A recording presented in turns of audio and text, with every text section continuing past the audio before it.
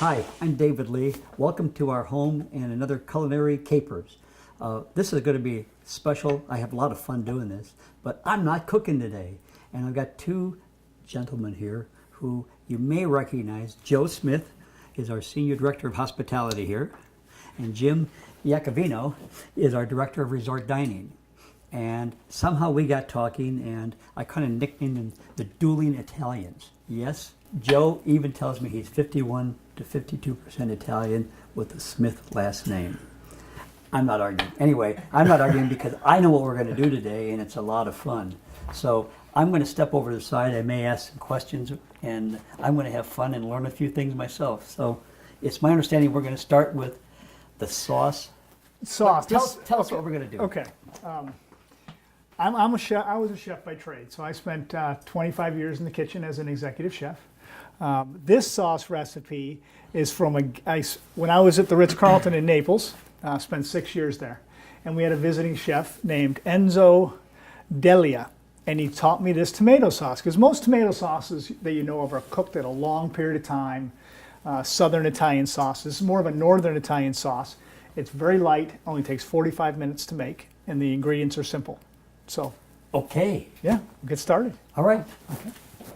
First, we start with extra virgin olive oil, just because olive oil is Italian. All right. Start with the onion.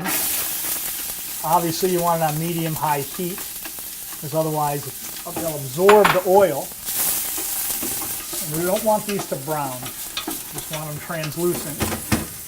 And those cook for maybe 3 to 4 minutes. So now we got our garlic.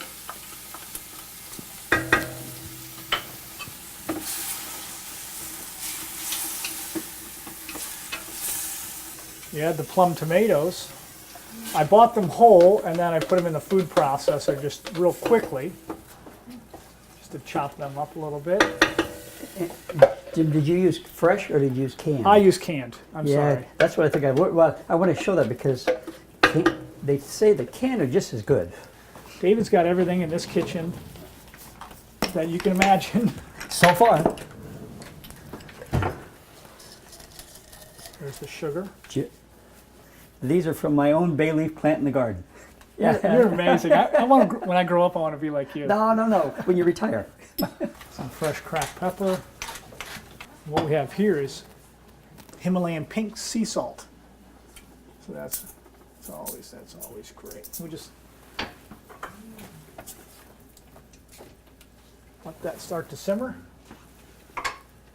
So now, Joe, you're going to show us your Italian meatballs. That's right. Actually, my mother's recipe. Oh, wow. So, That's neat. play off your comment earlier, the Smith is my father's side. My mother was 100% Italian. So I don't have a written recipe for this, as you don't in a lot of Italian families. So I always start with, I get a food processor, and I add some chopped yellow onions. I think it's about 1/3 of a cup. Chopped parsley, fresh basil. You can chop it beforehand or put it in whole. 1/3 of a cup of chicken broth. And I usually throw in a little bit of red wine also, something my mother always did. So I put all that into the food processor and blend it for a good 1.5 to 2 minutes. And we come up with this mixture here. This also has some crushed red pepper in it, okay?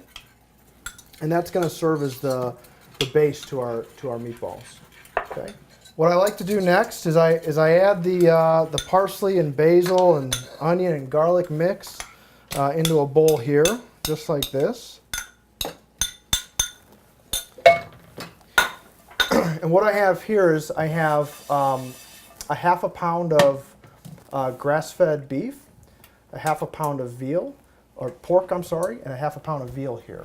Okay, we add all these to our mixture here.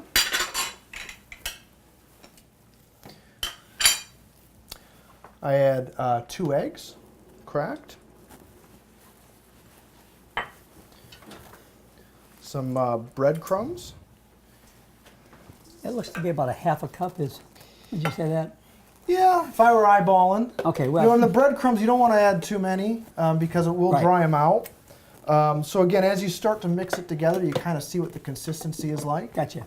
And then some Parmesan Reggiano cheese, freshly grated. You yeah. can never have too much of this. And then you just kind of get in there and bring it all together. Now what we'll do is we're going to roll these into about golf ball size meatballs. I usually get about 20, I think, out of half pound of each meat. Then we're going to brown them in a pan and finish them in the sauce. Okay. All right? Perfect. How about we put them on here? That works. What do you think about that? And we'll go right over to the saute pan. If that's okay. Yeah, sure. I remember when I first started cooking, I worked at a local restaurant, and I came home and I told my mom and dad, I could work there 24 hours a day. There's always work to be done in the kitchen, you know, cleaning or, you know, prepping salad dressings or sauces, and it never ends, you know. Add a little bit of olive oil. I've always noticed when an Italian says a little bit of olive oil, Yeah. their definition a of little bit of little garlic, is a little right? bit more than mine. So we're just going to add those to the pan. You can hear them start simmering. Perfect. You can just. Actually, can you grab me a spoon? I like the flipping of the spoon. I know you got to wait till it's almost smoking. Well, you want the caramelization Right. of the meats, you know. Yeah, medium-high heat, and he's turning them. We just start adding them right to the sauce, right from the pan. Just stir it every now and then. Ooh.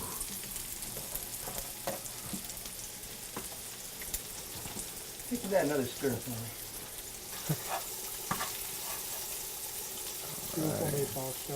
Okay, so next we're going to do gnocchi, right?